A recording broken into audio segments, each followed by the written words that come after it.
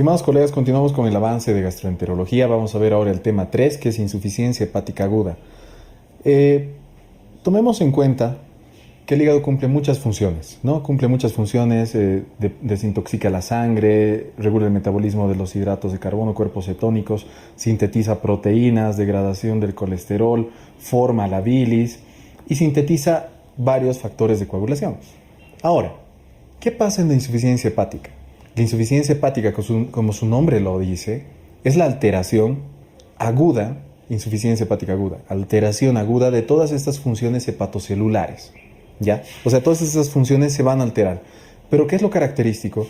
Que estos pacientes con insuficiencia hepática aguda van a tener cierto grado de encefalopatía e ictericia y también muchas manifestaciones por la alteración de los factores de coagulación. En resumen, insuficiencia hepática aguda, solamente alteración de las funciones hepatocelulares de forma aguda, que repercute sobre todo sobre los factores de coagulación, y los pacientes van a debutar o tener en cierto mayor o menor grado ictericia y encefalopatía.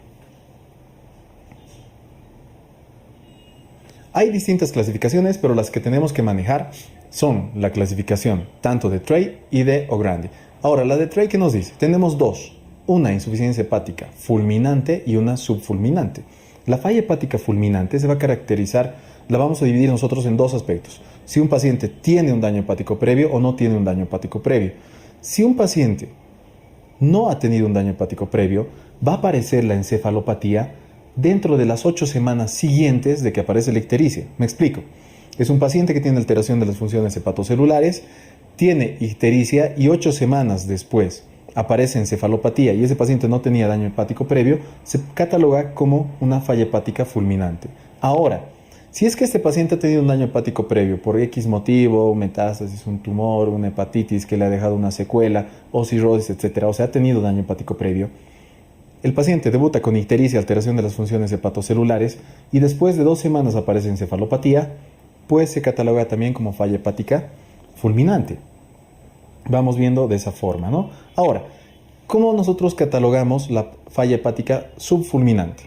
Es lo mismo, pero las alteraciones hepatocelulares se van a correlacionar con una aparición de encefalopatía dentro de los siguientes 6 meses de que aparecen estas alteraciones en un paciente que no haya tenido daño hepático previo. Entonces, recuerda, la clasificación de Trey me dice que un paciente puede tener una falla hepática fulminante y subfulminante. Fulminante, si es que aparece encefalopatía 8 semanas luego de la aparición de ictericia en un paciente que no tenía daño hepático. O si aparece encefalopatía 2 semanas luego de la aparición de ictericia en un paciente que tenía sí daño hepático previo. Y la clasificación de Trey me dice que es un fallo hepático subfulminante si es que la encefalopatía aparece 6 meses luego de haber transcurrido la alteración de las funciones hepatocelulares en un paciente que no tenía daño hepático previo. Y la clasificación de O'Grady, para que nos hagamos más sencillo esto, tenemos que clasificarla en daño hepático. Bueno, la aparición de encefalopatía, si es que aparece luego de la ictericia, ya sea dentro de la primera semana, o de la primera semana al mes, o del mes a los 7 meses. Y así lo vamos a catalogar nosotros en una falla hepática, ya sea hiperaguda, aguda o subaguda. Me explico. Si es que la encefalopatía aparece dentro de los primeros 7 meses luego de la ictericia, se cataloga como una falla hepática hiperaguda, ha aparecido muy rápido. Y estos pacientes tienen algo en contra y algo a favor. Lo en contra es que la mayoría de ellos va a salir adelante sin tener un trasplante hepático. Y lo malo es de que muchos de ellos hacen edema cerebral que comprime el tallo cerebral y puede causar la muerte de los pacientes. Ahora, si es que la encefalopatía ha aparecido de la semana al mes, o sea, del día número 8 al día número 28, se cataloga como falla hepática aguda. Esos pacientes igual tienen, pero en menor porcentaje, riesgo de sufrir muerte por edema cerebral. Ahora, la falla hepática subaguda aparece del mes hasta los 7 meses. Y la mayoría de estos pacientes, la encefalopatía aparece, ¿no?, del mes a los 7 meses luego de la ictericia, y la mayoría de esos pacientes va a requerir trasplante para poder sobrevivir. La clínica.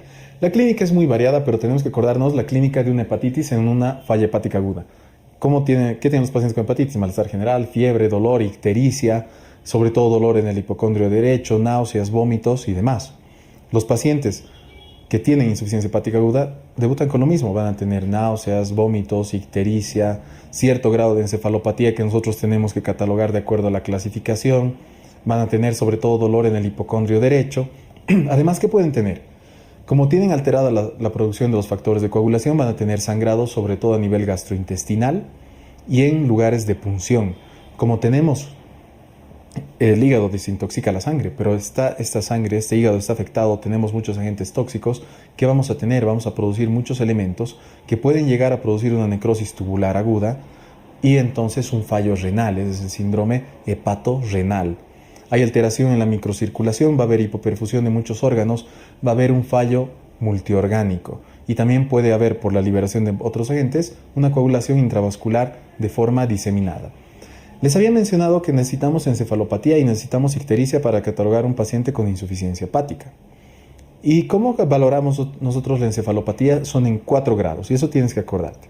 El primer grado solamente hay inversión del sueño-vigilia.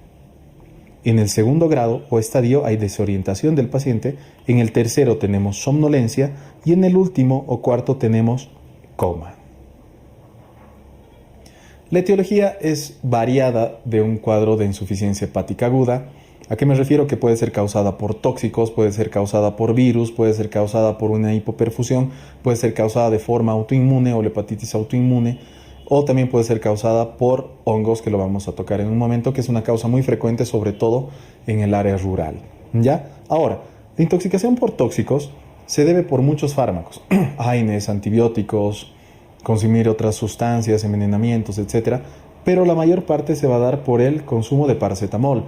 Ahora, el paracetamol es un fármaco bastante seguro en su consumo, pero estudios han demostrado que arriba de 4 gramos en un día consumidos de acetaminofén o paracetamol van a causar la elevación de las aminotransferasas, ¿ya? Esas aminotransferasas son características que estén bastante elevadas, con unas bilirrubinas normales o disminuidas en la intoxicación por paracetamol.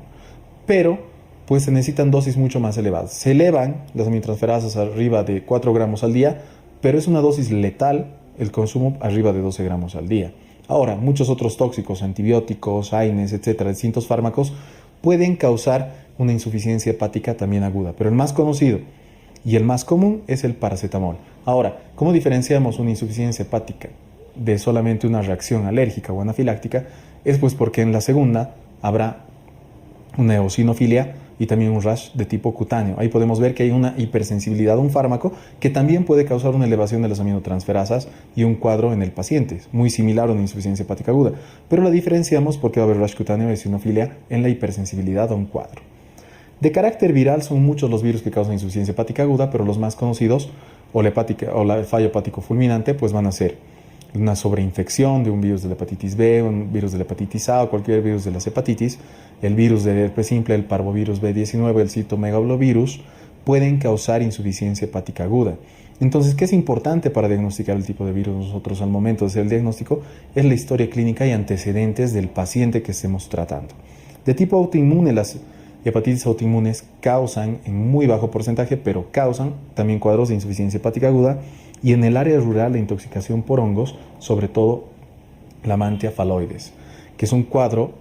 Hay pacientes que dicen que han recolectado hongos y bueno, pues que después de un par de horas tienen la clínica de ictericia, malestar general, vómitos, náuseas, alteraciones del sistema nervioso, ¿no? Es importante saber la etiología porque de acuerdo a la etiología nosotros realizamos el tratamiento. El diagnóstico es netamente de acuerdo a nuestras sospechas. Es un paciente que te dice, sobre todo en las intoxicaciones, que ha consumido muchos fármacos o ha tenido un intento autolítico, o pues que ha cursado con una hepatitis hace muy poco, o que tiene problemas de carácter inmunológico. Tú tienes que indagar bastante en la historia clínica para poder dilucidar el tipo o el agente causal de la insuficiencia hepática aguda que nosotros nos estamos enfrentando. Ahora, ¿qué pediremos ante una sospecha? Pues obviamente después de realizar la historia clínica, las bilirrubinas, aminotransferasas, serología para ver si es causada por algún tipo de hepatitis, los tiempos de coagulación para ver cómo están afectados los mismos y también hacer un estudio neurológico detallado del paciente para ver el grado de encefalopatía con el cual estamos lidiando. Diagnóstico diferencial, son muchos los que podemos tener nosotros en mente, pero con la buena historia clínica y el laboratorio pues nos vamos a orientar al diagnóstico. Pero en 2 entidades tenemos que pensar bastante, en la septicemia y en la hepatitis alcohólica. ¿Por qué la septicemia? Porque la septicemia te puede producir lo mismo. el paciente puede estar en muy mal estado general, el paciente puede estar ictérico, el paciente puede estar con sangrados por todo lado, pero ¿qué pasa en este tipo de pacientes?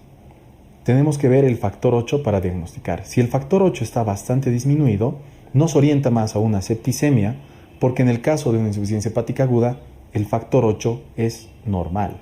Entonces, si está disminuido, pues nos vamos a septicemia y no nos inclinamos a una insuficiencia hepática aguda.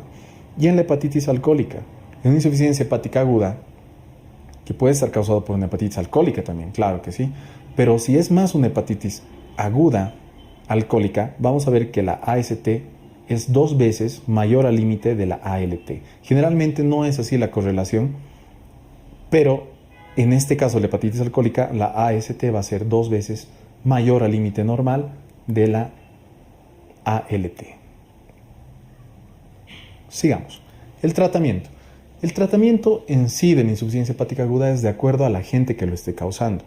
Si es una insuficiencia hepática aguda, hiperaguda, donde hay edema cerebral, pues tendremos que bajar el edema cerebral, vamos a dar diuréticos, agentes osmóticos, manitol, entre ellos, ¿no?